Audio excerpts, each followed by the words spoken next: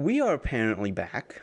I don't think we've left, but we did in some eyes. And we're back with the DPL Podcast. I don't even know if it's a podcast at this point. It's more just let's make bad takes and see how scuffed we can get in the span of an hour. I am your host, Mr.Doughnut. I help make the Due Process League a thing that exists. You know, I don't know if it doesn't... I don't know if it works, but who knows. But we are here with two very special guests. And that's Ned. Say hi, Ned. Hello. Hello. Ned says hello. And then we have Billboard. Hey, how's it The going? inanimate object who also is, so to say, but one of the more seasoned players and snipers in this community. And so I am very excited to have both of them on. And we're going to talk about a lot of things. And one of the main things that we're going to kind of get into is the, so to say, Gunplay 3.0, you know, how they got into the game, and really just overall the meta. Because we haven't been, in a while, and we're going to talk about the meta, And it's changed a lot, and we'll get into it later. But first, I kind of wanted to ask both of you, how you doing today? Kind of tired. I'm getting ready for a vacation, so, Ooh. Where That's you going exciting. When me asking, yeah. Yeah, I'm going to San Francisco, so. And then for a few days, and then after that, going to Mammoth Lake. That seems really fun. Yeah. I'm jealous of you. That's pretty sick. I'm okay. Yeah, you doing okay? Just living, My mom actually left for a vacation because I'm not at school right now, so I'm at home. Mm-hmm. And she left for vacation, so I'm living on my own right now for like about a couple weeks.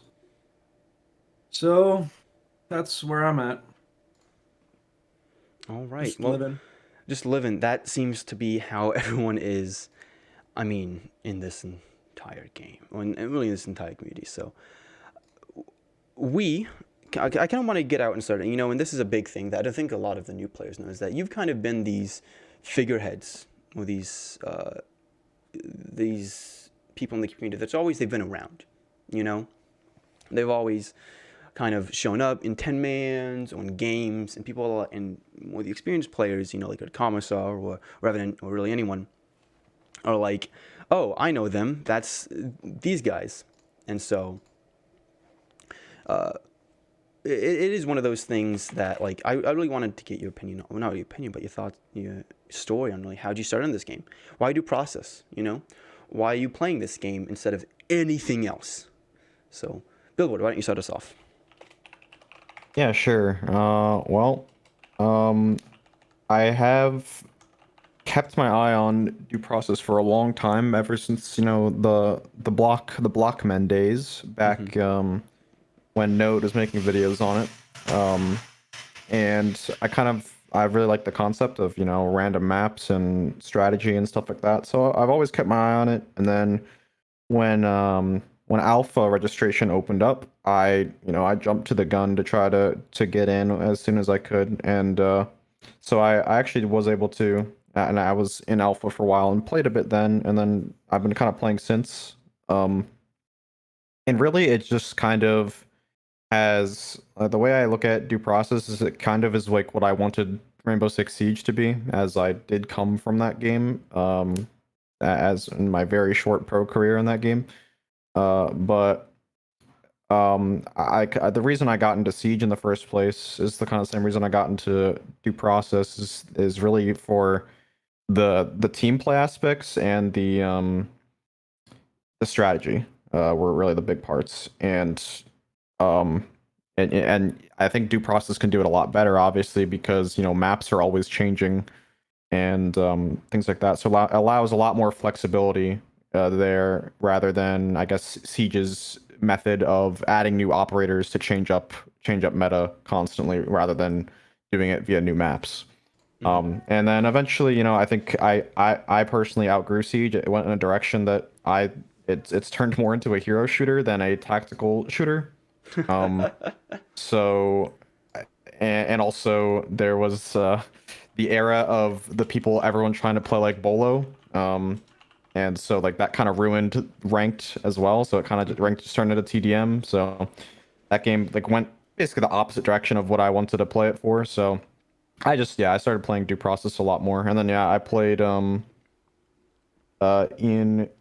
all of the DPL seasons, I believe. The first one I didn't really play much in the first season. I was really just kind of like showing up on game days, and mainly because we also didn't scrim. I think it was what was our team name? Oh, Simply or It was like something Simply Awful or Pretty something. Awful. I don't Pretty remember. Awful. Pretty awful. That's what it was. Pretty Pretty awful. Yeah. And our team was bad, but and people said like I was carrying on that team, which I mean I kind of was like a lot. We didn't practice, to be honest, so like it was not expected to do well, but I mean we did what we could. And then after that, those days, after that, I think Marbles hit me up, and we then that's when the fluff era came. And so that was probably some of the best time I had on the game. And then after that, there was BTG, but it kind of dissolved as we all kind of started to lose interest. At least at the state of the meta at that point, a lot of us were kind of over with the game. Yeah. And I only really ended up coming back onto Neo because I was really looking for a team that I felt like I could win with, and that's really all I wanted to play with rather than play for fun. Because at the time, I just wasn't happy with where the game was. So now I'm happy where I am right now. Ready to play next DPL season whenever that decides to begin.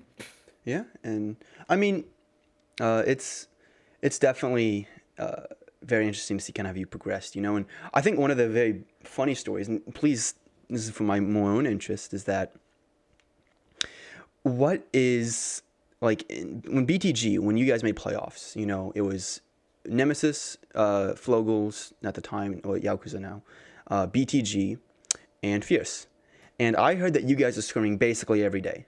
You were constantly grinding so you can like either win or just beat Fierce. And I wanted to see if that had some truth to it, or is that just more fiction than fact?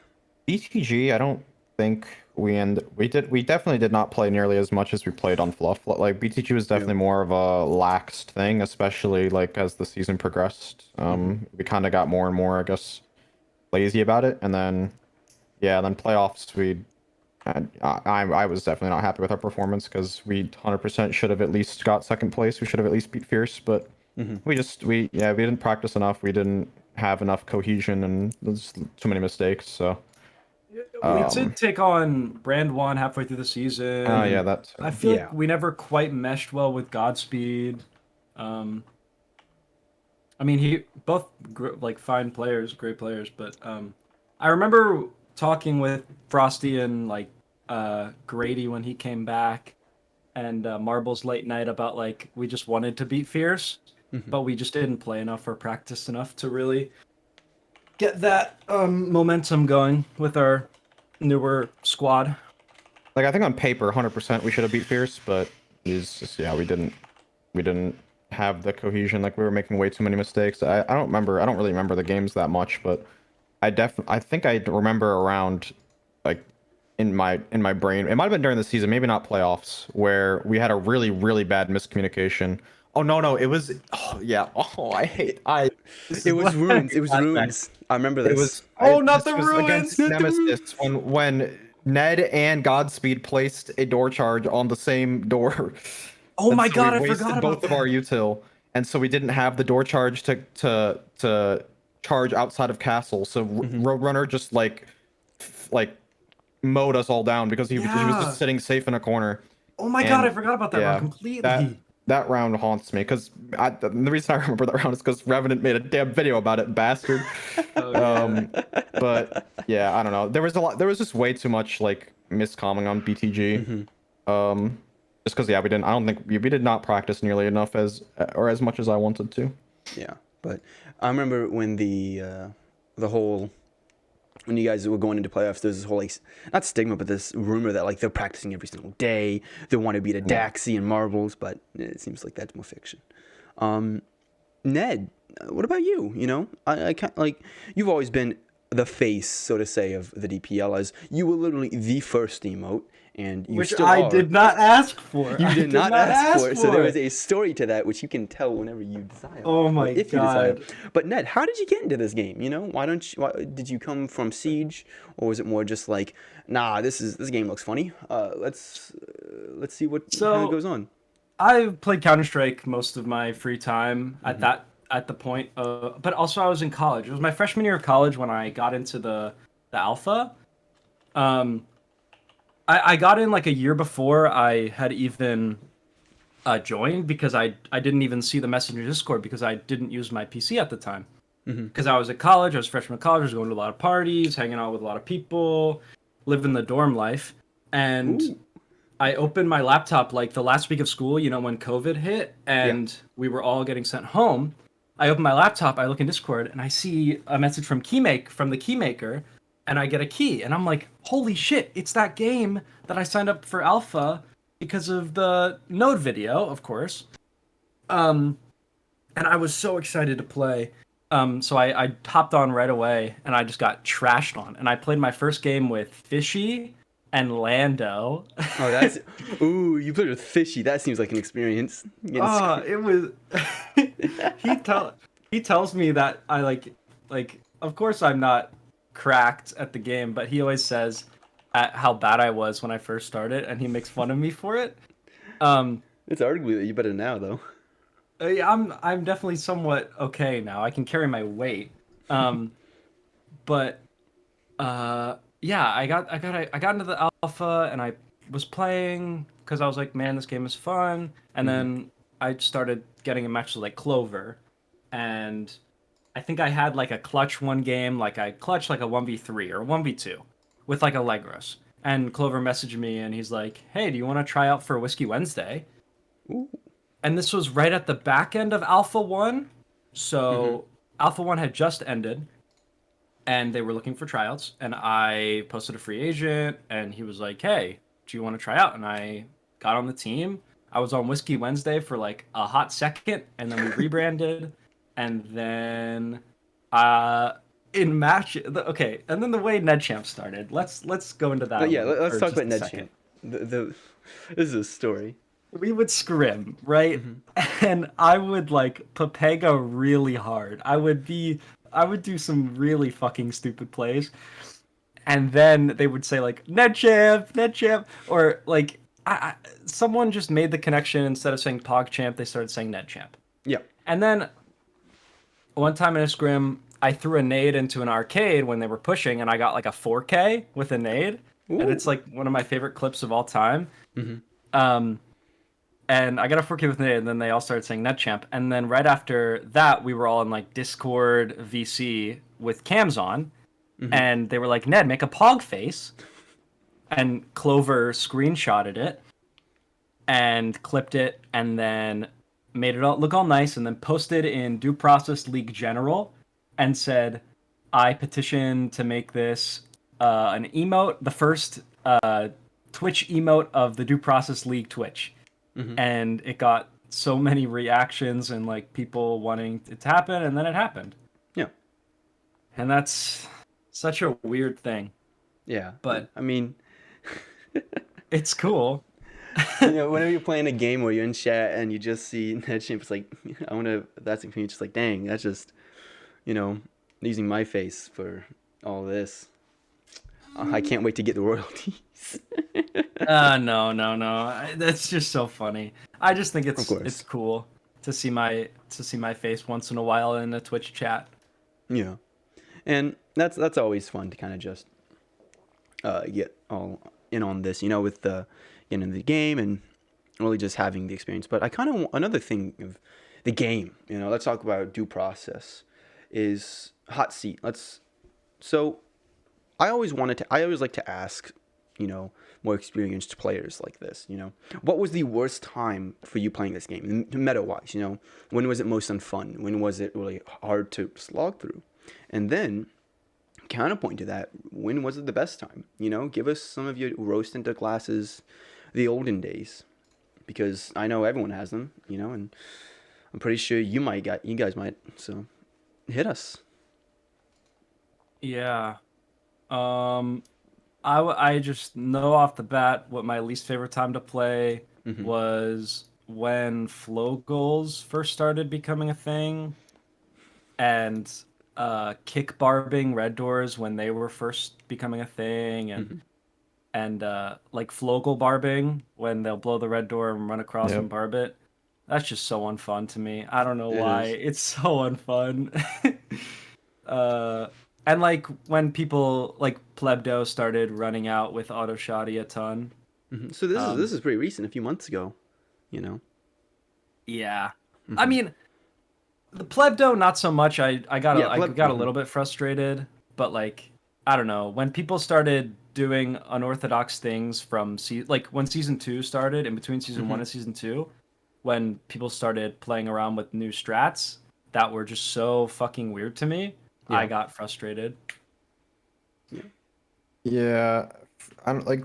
I think the worst. I don't know because yeah, I was frustrated with that stuff too. But I think I just was all like very tired of. I think it was probably during mostly like the fluff era or in BTG era is like just the constant like shift Wing of like attackers where they could just HP pool run through like every. I mean, it's still kind of a problem now with mollies, but we'll get to that later. We'll get. Yeah. Uh, Definitely.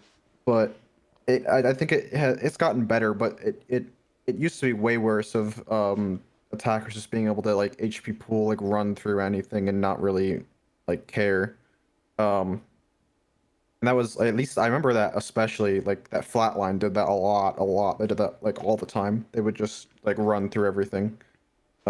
So I don't know, Hmm. like weirdly for me, I think where I changed or like where things stopped getting frustrating is when I changed my mindset about the game. When I swapped from like getting off of BTG to joining Neo, like my mindset kind of flipped in terms of trying to like take it as like a fully, I guess, like tactical game into like playing like just uh, I guess almost in a sense bringing it back to like Siege of like you gotta have calculated aggression in this game right now of like of what's good. Like you can't just monkey mode it all the time, Yeah. but you do have to know when to be aggressive. Like doing things like like peeking out of sheds on C stores or opening shutters. Like because yeah, we started doing that a lot. Like I think we were one of the first teams, if not the first team, to do that. I think it was either Fluff or BTG. I don't remember, but It was I think it was BTG time. BTG.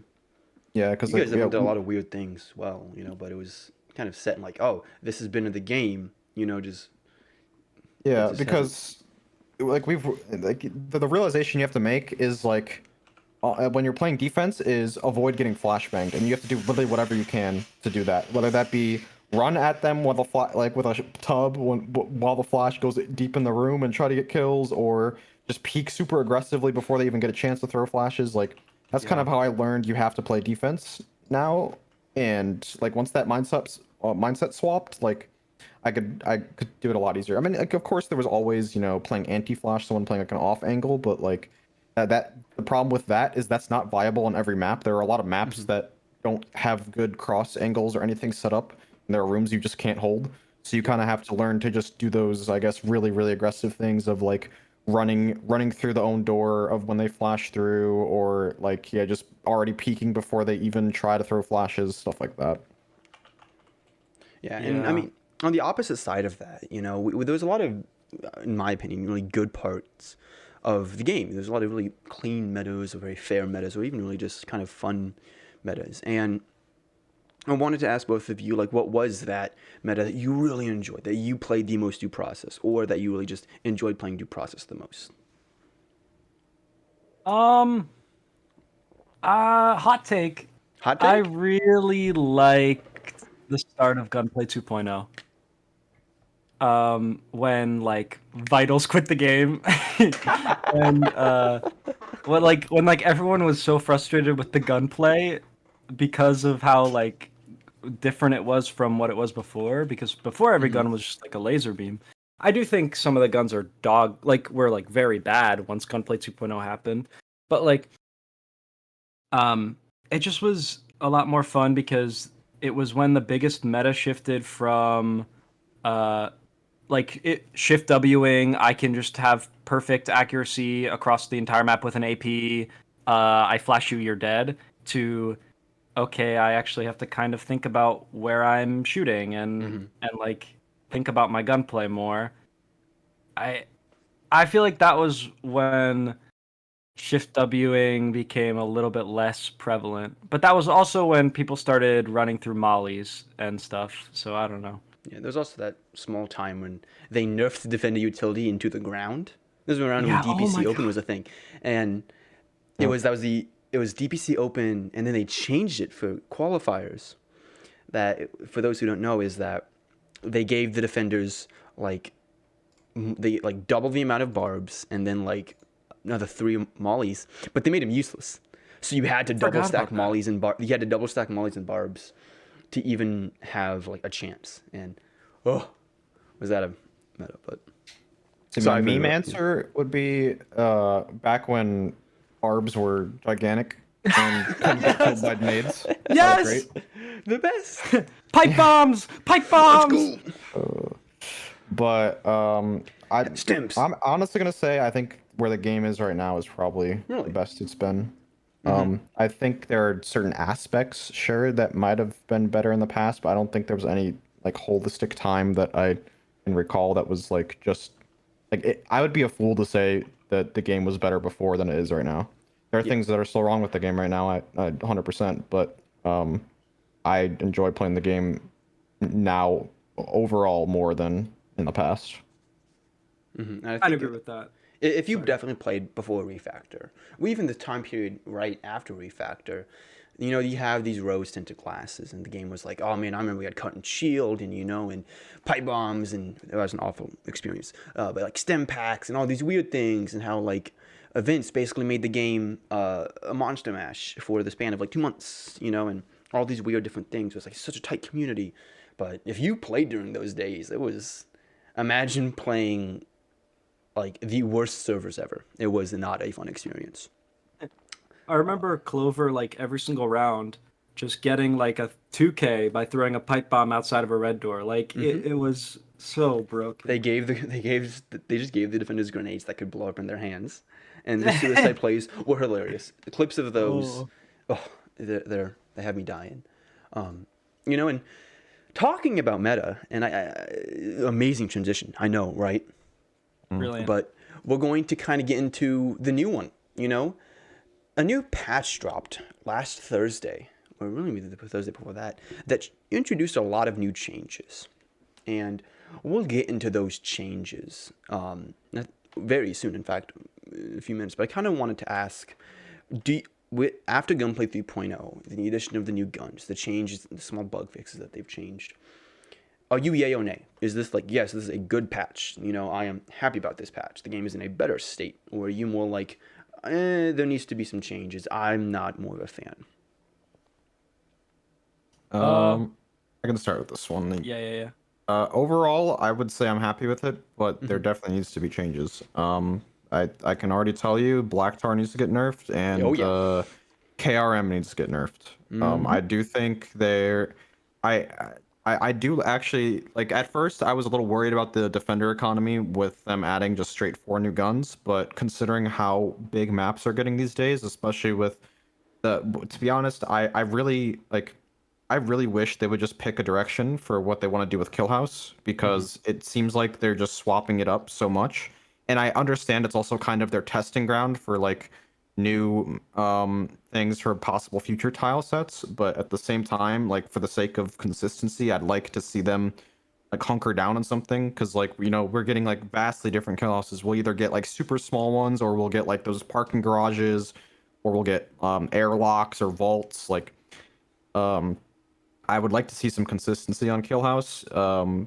But besides that, because of the fact that we're getting like generally longer range maps, I do like the economy changes on defense. I think it was well needed, getting 2 additional like long range weapons, and then I guess the other Grubers you could, I would say, like, more mid range. But and then outside of that, I think those are like really the main changes. And if anything, I'm trying to think any other like also problematic recoils. I don't think so. I think it's just those 2 guns I feel like are just way too easy.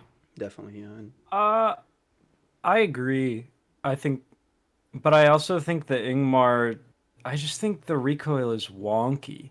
It's not like too much or too little. I just think it's just too wonky. It feels like I haven't tried it much since.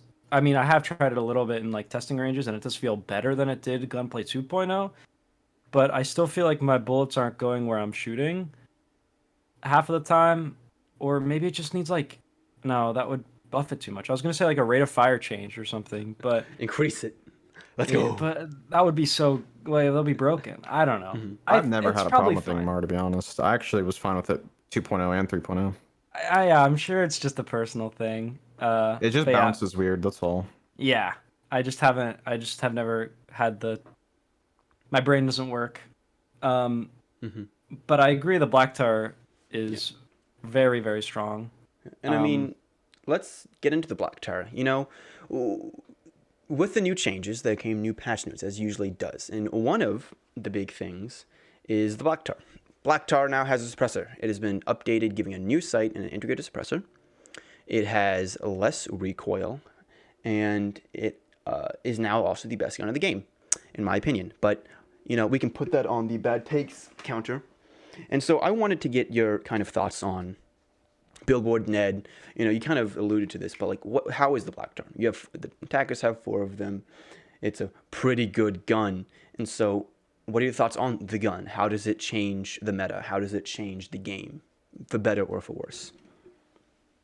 Um, it kind of makes Saber useless, I'm not gonna lie. Not like useless, but like if you're a good aimer, you don't really need Saber anymore because you can just spam a black tar and not have it move at all. Like they just need to change the buff of the, what is it? It was like 30% recoil on the black tar ADS. They need to lower that to maybe like 15%, 10%, something like that. Yeah. I think Ned? they could do that.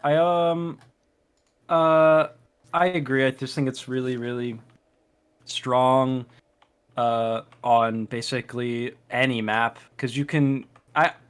Hot take. I think you can brace fire with it extremely well. I feel like people don't brace fire with it enough close range, but Mm-hmm. um, yeah, I think it's just really good. You could change the recoil. You could also maybe change the headshot multiplier, but that might fuck too much with time to kill as a whole and make it just too weak.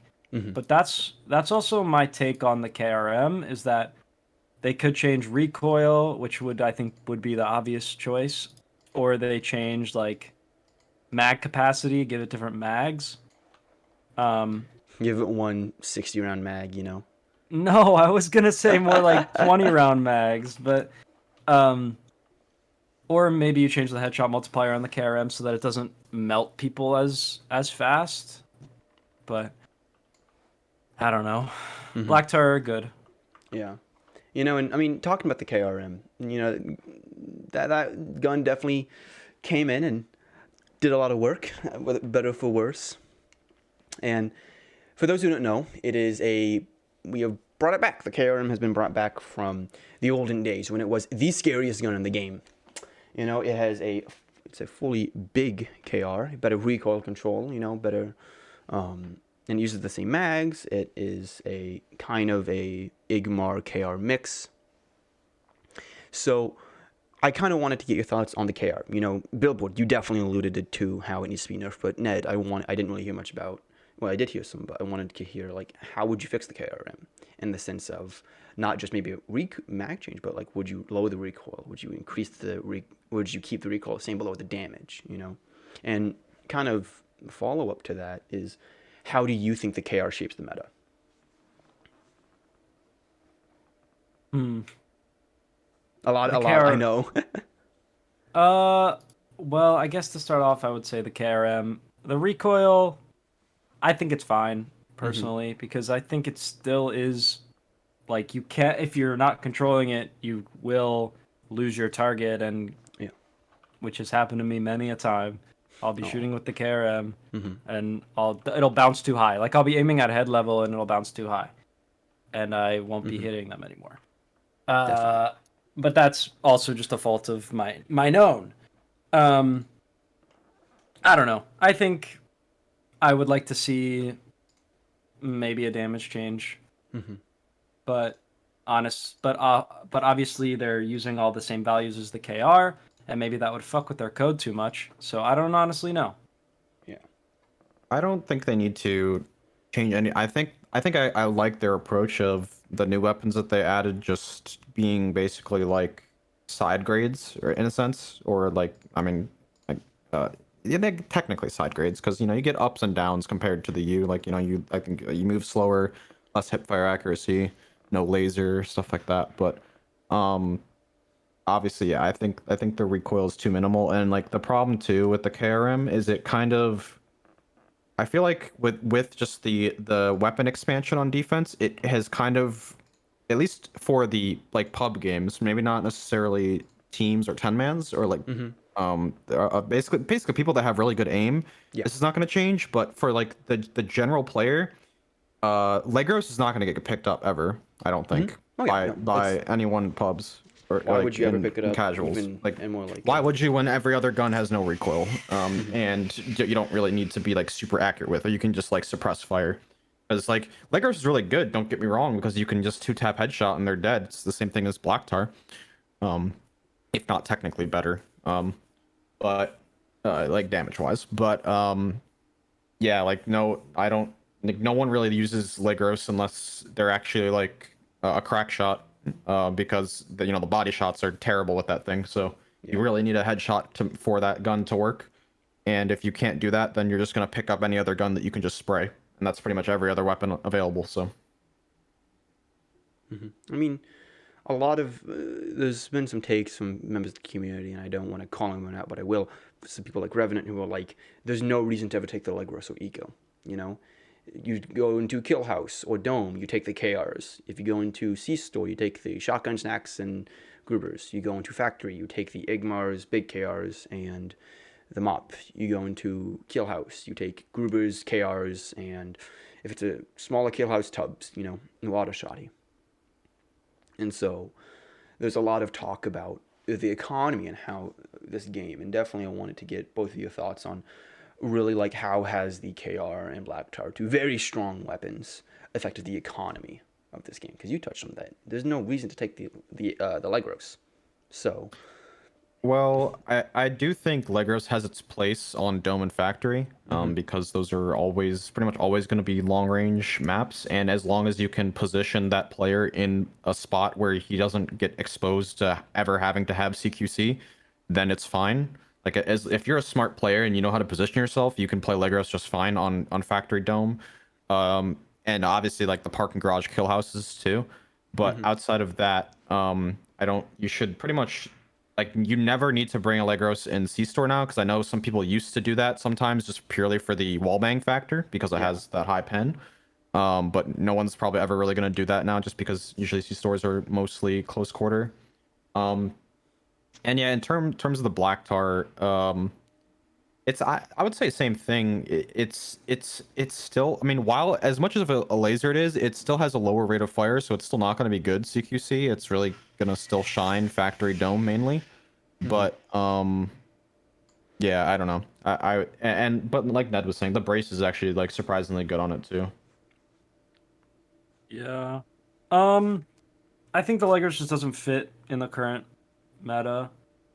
It's most people like to get in your face. Defenders like to get in your. I mean, I guess if I am a defender, defenders like to get in your face.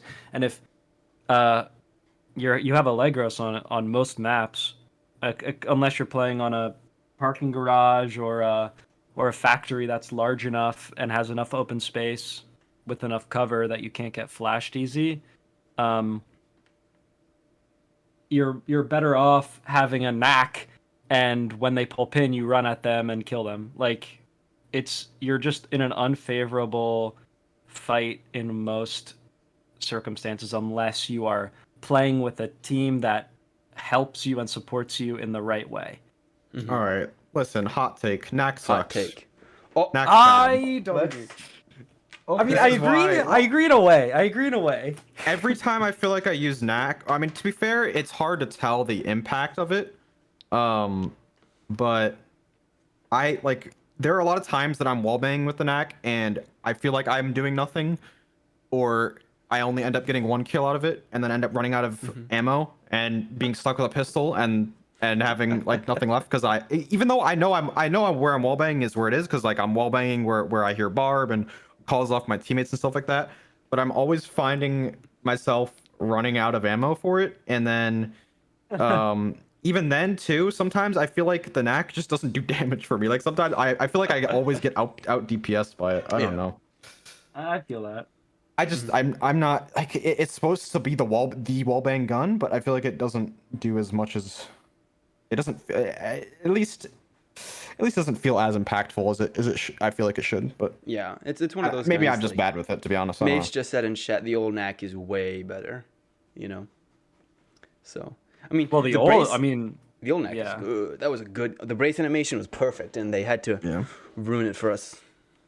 The old knack. The gangster animation. The old 1.0 knack. knack. Oh my gosh, yeah, 1.0 knack. Oh man, I loved the whole like DFC knack-to-re type meme where they would just take both knacks and they would snipe people across the factory, and it would work, and it was so much fun to watch. I mean, it wasn't fun to play against, but it was fun to watch. You know. So. Yeah, I do feel that sometimes if you get like 2 no regs and a mag, you're not gonna win the fight. Like, yeah, it can really fuck you up because you have so many more opportunities to get a no reg. To be honest, and that's the thing too. Like I feel real quick. I feel like with the knack, I feel like you have to spend a mag to kill a person. Like you cannot get 2 kills at least on full health attackers. Like rarely ever. You will get out DPS'd by like APs.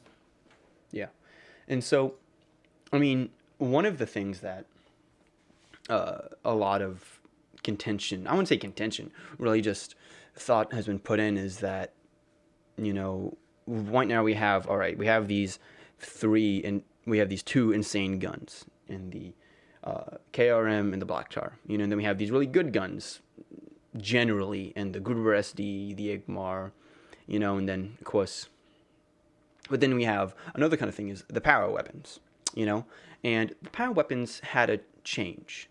They take longer to be pulled out, and especially it impacts guns like the MOP because the holster animation and the taking the gun out definitely changes it a lot. And so Billboard, I wanted to ask you specifically, new MOP, when you changed the MOP, thoughts? You know, is this kind of like a huge nerf, or was people freaking out about it? It was deserved. Mop. I as much as I like aggressive mopping and aggressive sniping, it 100% was deserved. It should not be. It should not be okay that a mop can like single-handedly, like even after his shot goes off, be able to like just quick swap so easily and then still be able to like possibly kill another person. I think it puts it in a lot better position. So you really do have to play off your teammates. So when you're reloading, you have hopefully a teammate like holding across with you or like protecting you if they're starting to push and things like that. Like, I think it's a lot better. Same with I guess like Saber and I mean, yeah, not so much with Saber. It definitely impacts MOP the most, and yeah, really auto not so much because you're not really swapping weapons a whole lot with auto, or at least you shouldn't be. But yeah, no, it was a deserved change, and I'm happy. It's a very good change. Yeah, and you know, and really, you were known as a very consistently good, not in Stellar as a sniper, and so I kind of wanted to ask how, as a sniper, or someone who fancies the sniper, you know, how has really the new changes impacted your play style? Because are you playing now have to play a bit more passively? Do you now have to play a bit more in weird angles, or has really nothing changed and just been like, all right, I can out aim these fucks, you know? Nothing has necessarily changed.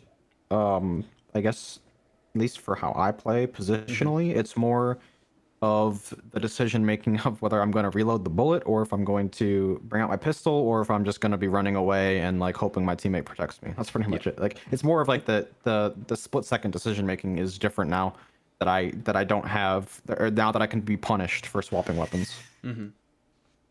Ned? I did snipe for a stint on Rise. Yeah. I forgot you put in Rise. Oh my gosh. For a few weeks. Yeah. Yeah. Fun times, but I sniped for a bit, and I can say that it definitely is.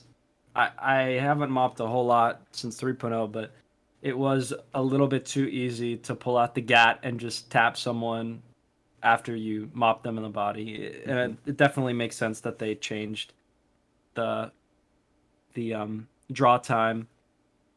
And I think it definitely has impacted moppers for the betterment of the game.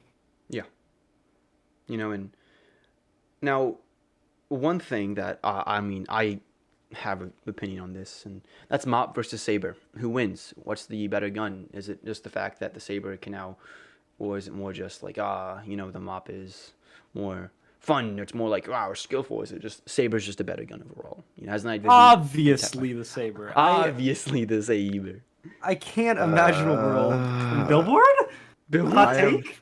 I have okay. The only reason I sometimes I feel like with mop, you always position yourself in spots where the mop is going to work, but with saber, you don't necessarily always have that option on attack. And I hate the irons on the saber. I hate them so much, so much. Yeah, and right. that's really the reason why I just hate close range with the saber, because you sometimes there are situations you are forced into close range with saber, and you will like never win that like ever. With mop, generally, you can position yourself in a lot of the time you can be able to position yourself to not ever be stuck in those situations, because you're not attacking. You're forced to clear like a bunch of small corners, stuff like that, and have to deal with things like that. But with mop, you at least when you're on the defense, you should hopefully be able to position yourself a lot better. Yeah. Farrell just said in chat that the Black Tower beats both of them. Do you agree, disagree? Or was Farrell just out of his mind? He's right. Yes and no, yeah. Yeah. It just depends, I guess, how good of a shot the mop versus the Black Tar is. If that mop misses, then obviously Black Tar's winning that. And it just depends how fast you are, because obviously if you can get that 2-tap off real quick and not really have to worry, and because there's no recoil, you don't really have to be punished for it. Like if you happen to be the person that has worse aim, it doesn't really matter, because you can just spam that thing. But mop Black Tar, you gotta hit that headshot. So. Yeah. But also, like, I would say, even on sides, like, I think the difference between the saber and the mop, and if we're just talking about, I think on paper the saber beats the mop every single day. But if we're talking like defense, offense on their respective sides, I still think the saber is better, only because on defense, if I swing on a saber, I'm probably gonna lose, and that's probably a fault of my aim, but also because the saber, even if it misses their first shot, they can just like pop, pop, pop, pop, pop, pop into your head. But on attack, there have been times when like I'll just ego peek a mopper, get body shot, and then triple dink them with an AP. Like but that's also their fault for positioning poorly, and like leaving themselves in the open where I can shoot at them. Yeah, I'm talking more like just the close range with saber. Like, of course, like if you swing like even medium range saber, you can just spam tap you and kill you, so it doesn't really matter. Close range, it's just god awful. I agree. Yeah. We talked a lot about all these guns, but one of the new guns that we really didn't touch on, and I think is kind of the last one I want to touch on, is the Gruber SD. Two new guns were added to the defender's side. One of them, the KRM, which we've spoken on how it's disgustingly good. The Gruber SD, though, was added. It is a variant of the Gruber that has a suppressor and a stock and better iron sights. Don't at me on that. But any thoughts on the Gruber SD? Is it just a better Gruber? Do you think it's too good, too bad? Do you think it should be nerfed a little bit? What are your thoughts on one of the newest addition to the Defender arsenal?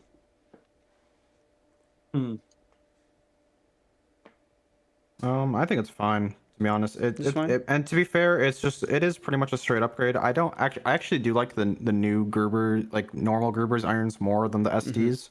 Me too. But the SD is otherwise just kind of a straight upgrade, because of you don't get those bullet trails, and that can help you for sure on some occasions. But otherwise, like if I'm having to choose between picking up an SD and a normal Gruber, like on the floor, like when I went around as an attacker, like I'm picking up the SD. Yeah. every time. Yeah, I wouldn't say it's broken, but in the right position, it can be devastating because of no tracers, and it's good, but it's not broken. Mm-hmm. So, I mean, we talked about guns a lot, and not guns just didn't change. You know, there was a lot of other changes to to the guns and reloads and all that, but there's been a more gradual change, and that's in maps. Maps have kind of become a bit more funky, freaky, so some people so to say, and I think it's a very contentious topic on like this map good, this map bad. Breezeway exists, you know. Parking garage is good or it's bad, and I wanted to get your opinions as we pass the 49-minute mark of what are your thoughts on the new maps. You know, is there anything that stands out? Is there anything that you would like to see change? Is there a new philosophy regarding maps that you think that has sprung up that you just don't like? You know, and Ned, let's start with you. Um. Basically, Maps. I'm giving you plenty of time to either shit on them or praise them. I don't know. I'm such a non-cerebral player most of the times that Mm-hmm. like I will either brick really hard or like pop off in a great way. Yeah, going Um, like 12-7 on 10 mans. You know, sure, bodying or everyone. going like 1 and 10 in a 10 mans. It's either Oh. one or the other. I'm very inconsistent. Um, but the maps, uh, when they're good, they're fine, and like when they're, it's like okay, I'm in theater, and so I see a lot of musicals, a lot of plays, Mm-hmm. and you know, if you go see a play or a musical, if like there's feedback, if the Yeah. microphones are crappy, if the audio is bad, if the lighting is bad, you notice it. But if it's good and if it's great, and if the Mm-hmm. costumes are good, everything, all the tech stuff is good, you don't notice it at all. And that's how I Mm-hmm. feel with due process. If the maps are good, you just play the game as it's intended to be played. But when the maps are bad, you like Mm-hmm. you absolutely notice and you are like pissy about the maps. And like there's this one parking garage map that I saw yesterday or the day before where there is a sight line from one end of the map outside of the map to the absolute back of the like attacker's spawn. Like I don't know how that can be allowed, but it is. I don't know. If they're good, they're fine, and if they're bad, they're really bad. Yeah. Yeah, it's pretty clear to tell when a map is like sided one side or the other, just on off first glance a lot of the time. Or like once you're able to like analyze some of the angles and things like that. Mm-hmm. It's pretty easy to tell whether a map will be two defender sided or attacker sided. Like yeah, like Ned's saying, there are some angles that you're just are ridiculous to hold, or that like make it pretty much impossible, and in which, and especially a lot of the kill, like I think Kill House is the biggest map having an identity crisis right now outside of Factory. You know, Factory, of course, that we're still waiting for Factory version 3. So when they finally get the full identity of Factory, because it's always been changing, and hopefully, and we've seen it improve with pipeworks and silos and stuff like that, and they're starting to kind of get a footing more for what Factory is, but Hill House not so much. And I don't know. I think the way, or what really defines a good map is how props and objects are set up, so that that it can make barb positions good. Because there are a Yep. lot of maps where it's very clear. It's like you have to like really get creative to make an actual good barb position, Mm-hmm. because they're just not designed to have any choke points at all. In which you kind of need them, at least with how the meta is. You need some level of somewhere to cut things off, with having barb set up and not having to like having to like double barb something, or things like that. So like I would say that's the big thing that defines maps, is really just what comes in, what the makers are doing after the initial rooms, is like how they're setting up props to set up for crosses on potential barb positions and things like that. Mm-hmm. I also still think there are problems with prop placement. I agree, and like how I'll be running around on on like a C store and like in office, the desks will be like placed too close to the wall, so I can't run where I should be able to run. Like it looks like there's an opening, but then when I try and get behind the cover, I can't move there. And Yeah. I think they still need to focus on the little things and making sure their maps are playable to the fullest extent. Yeah, there's a factor. No, a dome map. I'm sorry. When observation, there's a chair that sits, like in between one of the not the entryways, but one of the ways that you can kind of like sections of the observation. And if you spawn in that section behind the chair, you can't get out of that section. And Yeah. I'm just like, excuse me, this exists. So good. But you can't get into the thing because the chair is blocking. You can't go over it. You can't go around it. And there's just a chair there. The charm. The due charm. process charm. I mean, don't you love it? You know, it's not a bug; it's a feature. Yep, always.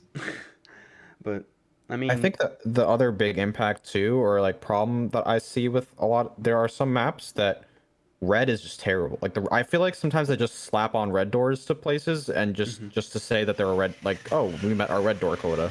yes, And because there are definitely a lot of maps where blowing the red doors are next to useless, and you're better off just full greening it. green and wall charge. You know, a green and door Or charge. yeah, One of the green doors. You know. like but on the flip side, I will say I don't know if it is like an intentional thing but like I love maps that you can get really creative on things with, especially like involving power. Like there's a map, I think I've written down, yeah, Sinful Force. It's a dome map. It's with the where there's a castle up at the basically like the top right of the map. There's a jungle red door at the top left. There's a green pit door entrance that actually leads to where the drawbridge is, and then the button is in pit. And then there's also an OBS red door. And then the power is like just outside of OBS. But the reason I love that map is because there's like such a good counterplay. I've actually done it in 10-mans and I think in scrims before, of where you can, if they decide to blow OBS for whatever reason, and you know it's like their last charge or their only charge, you can just hit power and they cannot come pit ever because that drawbridge is shut and they can't even hit the button because power's off. So then you can just hard hold power entirely and funnel them through one door. Like stuff like that I love, whether it's intentional or not. But you just rarely see occasions like that. And yeah, I think it's the kill houses too that are the ones that are the most culprit to like useless red doors.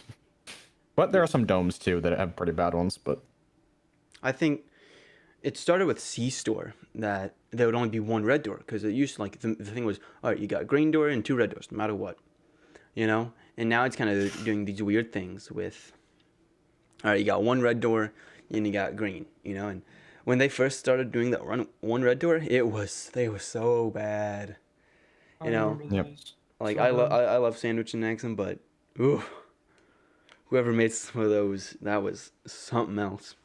I remember when lumberyards first became a thing, and they were experimenting with red doors inside of the lumberyards. Yeah. And it was awful because you'd like be just like vibing, and then someone would shotgun open the door, and you'd get like Ingmard in the back or something. It was very, very fun. Yeah. And just so many useless red doors over the years. I also really don't know how to feel about the double greens on Kill House too. I don't really. There's this one map, and it has Breezeway in it, so it's already like, okay, this is not a good map. But it's a map where it has Breezeway on the west side, and then a green door on the east side, leading into Bomb Room. And Bomb isn't facing the opposite like Breezeway, and so you can't hold Bomb from Breezeway as a defender. And it's like the most attacker-sided map I've ever seen. And Yeah. you know, it kind of gets to the point of breezeways, you know. Any thoughts? Are you one of the people who are like breezeway is fine, people are just reacting, or is it more just breezeway is the worst creation to ever come in this game? I think breezeway as a tile is fine. The way it's been implemented recently is not very fine. Yeah, I actually like some of the old breezeways, like mostly the L-shaped breezeways have been really good. Those were really fun. Because that was like, yeah, the exclusive green, and then in a sense it was kind of two greens because you had, two ways to go. but then the rest of the map was still connected. The problem is the breezeways that split maps. That's where the issue becomes, because the no one is almost ever going to attack the side of the map without the bomb. No one, like, unless they have there's like some windows set up that happen to be really good for like holding bomb or something like that, then no one will ever clear that side. Yeah. And I mean, this kind of like the breezeways that go, and I mean, there's apparently, rumor has it that there's a change to breezeway, and we just have to wait for that change to come. That'll make breezeways a lot better, for the defenders. But when we're talking about the here and now, and I'm also going to be talking about the past, is that when storefront bomb was egregious to the point where defenders would just take only tubs and knacks. There was the issue of, all right, they would get into bomb room, there's no cover for the defenders. The same thing happens with these breezeway maps. They get into the bomb room immediately through breezeway, and there's like very little cover, besides whether if there is cover, it's not that good because flashbangs exists. So there was this kind of, I guess, this mirroring where like the worst moment for me in this game was when in store, like you played C store, like you played it like a throwaway round as a defender. I think that was the worst meta ever to come, Yeah. Yep. And it's because the map design said, all right, as a defender, you can't win this. And I think it's kind of being seen in these breezeways that lead into bomb and kill house. As a defender, unless you have wall bangs that are very good, or you're just a crack shot, it's very hard to win some of these. And it really leads into these tough, like, so to say, sets where it's like, all right, we see these breezeways and do, like, maybe, like, I think people, and I know I have started just taking the plan of like, all right, take one barb on the breezeway door and take one barb on green, and then take some like Allegros and like some like the Gruber, like the regular Gruber and like a tub, whatever, and just kind of eco this one because it's so tough to win. But I mean that's really just my thoughts on the whole like breezeway situation, And I mean, moving out of Billboard. Oh yeah, I was gonna add one more. Well, so to be fair, I think like to play a bit of devil's advocate with the breezeways, I don't think they're as attacker sided as people say. It definitely looks like it all the time, but if you know how to play them as a defender, like if you just get super aggressive, then it's actually pretty easy to win them against like a not super prepared attack. Unless like on attack, you still have to actually plan out how you're gonna take a breezeway. Yeah. Like because there are times that they'll be set up to actually like work really well for defenders. Like I can't remember which one it was, but I know it was in a scrim. It's one where I think it's like a brick house that's separate, and then the breezeway's in the kitchen, I'm guessing. Yeah. The bomb's in the kitchen, and then like the truck is north and they have to come down. Like we played that one time where I was just sitting with Allegros in the brick house, and I got 2 kills just peeking out the windows, and while my team watched for any of them to try to come push me. So like it can work out really well if they're not using smokes effectively, or not actually, like the only way those breezeways like work for attackers is if they one will get the pick on anyone trying to peek, or two if they know how to actually use their smokes. Because otherwise, like defense can very well win those rounds. It just depends on how well equipped the attack is. Yeah, and I mean, that kind of just fills out like the maps. I think C-Store is in a really decent place. Dome is in a decent place. Factory is, I think, in the best place it's ever been in. So I mean, who knows? And maybe I'm completely wrong here because I'm not a high tech gamer like you two, but I would say Factory has cover issues still. Okay. I really hate the maps that like I don't know. The problem with Factories, it feels like, is you have to it feels like on some of them you have to pick between 2 options. You either pick a take where you have a million angles that you have to watch and cover, so you kind of have to bring smokes, or you pick a take where you're stuck funneling in through certain directions. Yeah. For examples, maps where there's red doors on silos, or like the only 2 options are a red door silos and a red door office, because then you're stuck. And then it's usually like maybe like a server farm green. So like going through green is hell in the first place, generally. Not all the time, but and then you have to then pick between going like through the closed cramped but kind of safer office, or going for the, trying to go for silo, and you get a bunch of angles back on them, but there's a bunch of angles back on you. So I don't know. It just depends on the map, but I think Factory does have some cover issues on certain maps. Definitely. And I mean, like, yeah, so. But, I mean, maps are changing. Maybe we'll have this golden age of maps that Axum has a Mega Brain moment and Sandwich is able to, figure out how to not completely have a stroke whenever he decides to make a parking garage. I love you, Sandwich, but... I agree that factories don't have enough cover, sure. Mhm. But also I was gonna comment on the newer what's the car one called? Parking garage. No, Oh, the car outward, factory. like outward and Outward. like Assembly. Yeah, like Assembly. that's I love I that. hate that. You hate it? I don't I kind like of hate it. I don't like how they made assembly like with ballistic glass, whatever. That's fine. I can play around it, whatever. It's annoying, but sure.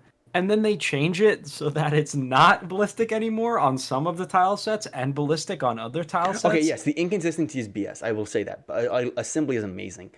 I just feel love like the that. greens are too easy sometimes on those ones. That's all. That's my Yes. problem with them. Mm-hmm. Especially when you bring like a saber and like I know some of those maps you can just like you smoke off the initial long angle just so you get that initial control, and then once you have it, once that smoke fades, then you have just so much to work with.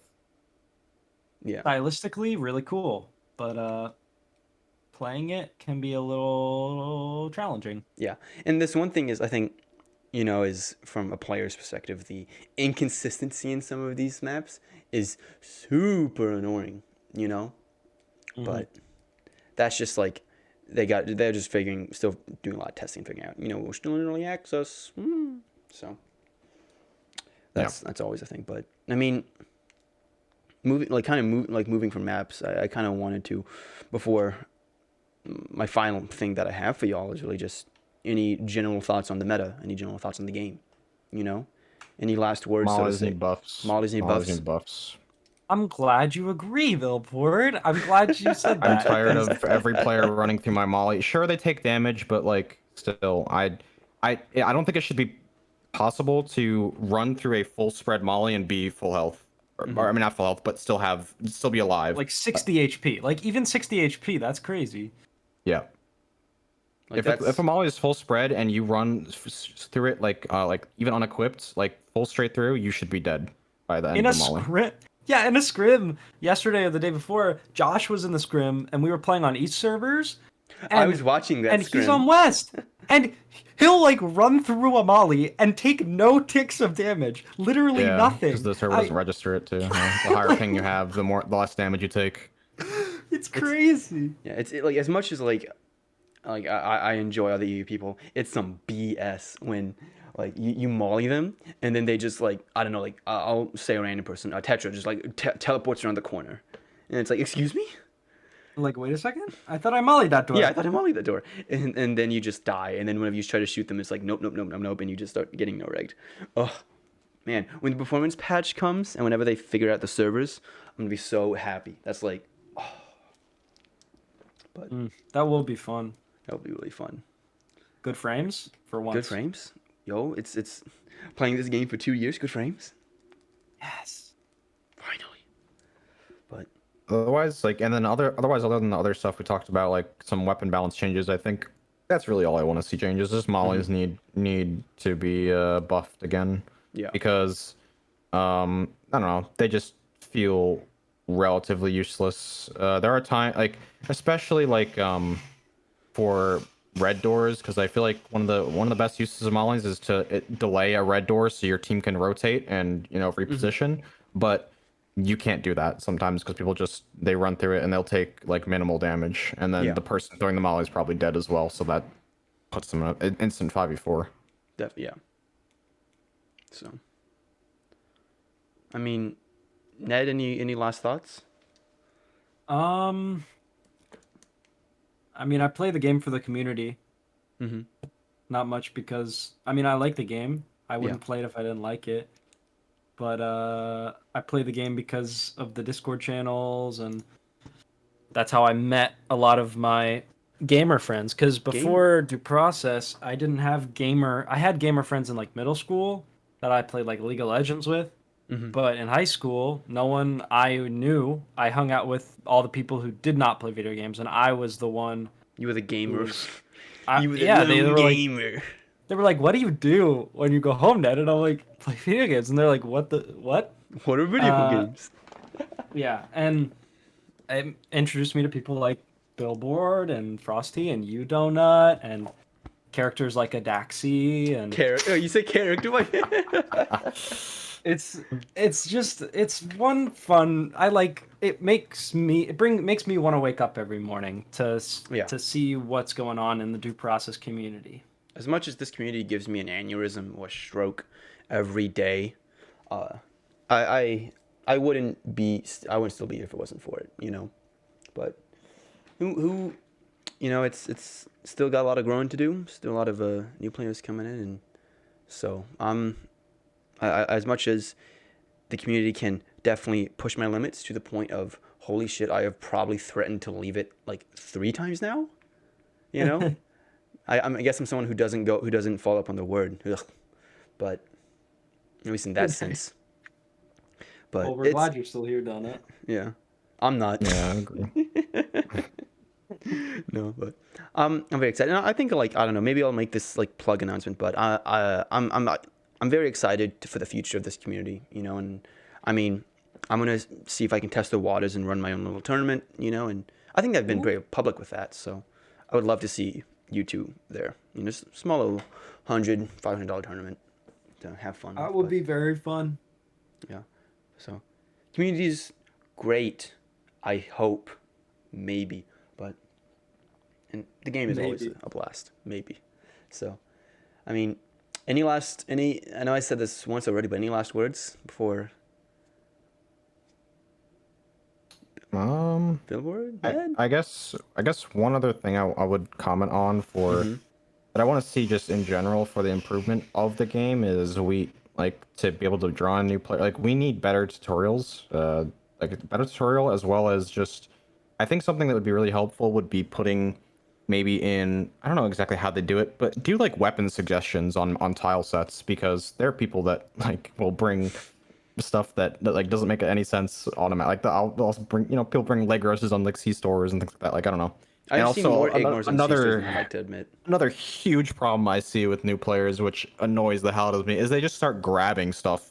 In terms of like they'll like bring like 2 barbs or 2 mollies or like they just fill their inventory, and then like I had this clip this morning. I was playing with this new player on Dome, and he had a leg roast and 2 barb, and his first thing, he walked up to a red door, kicked it, walked out, looked around, and then got zapped by the UAV. It was the funniest thing I've seen in my life. It was ridiculous, but like that stuff can't happen. Like I'm sorry. Testament to the tutorials. That's the testament of the tutorial system right now. Like they need that shit ASAP because they need it updated. Like I honestly think that after they finish the whole performance patch update, they need to put that like a new tutorial in ASAP with before customization.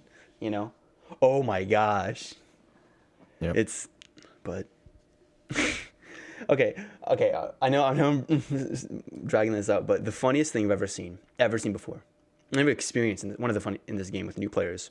You know, I'm playing. It's like 9 p.m. You know, and I'm playing with like me, and I think it's someone else from the community. I'm just gonna say Resi. Maybe it's Resi. Maybe it's who knows. Maybe it's Zombie Bacon.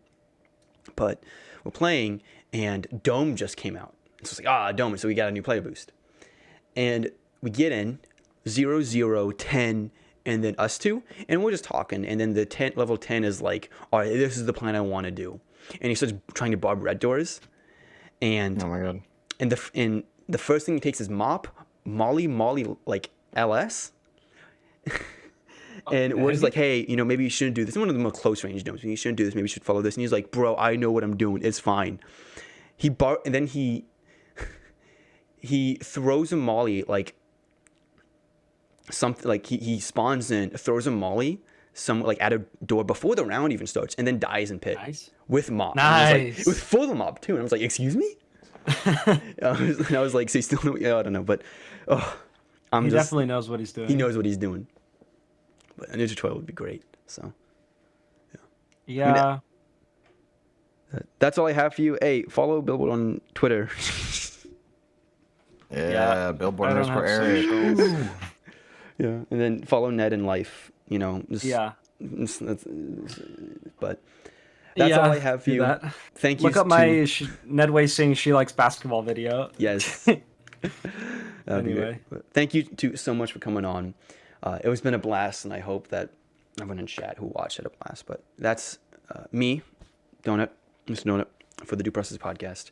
Now, bi-weekly, hopefully, and be a bit more consistent. But thank you, everyone, and have a great evening.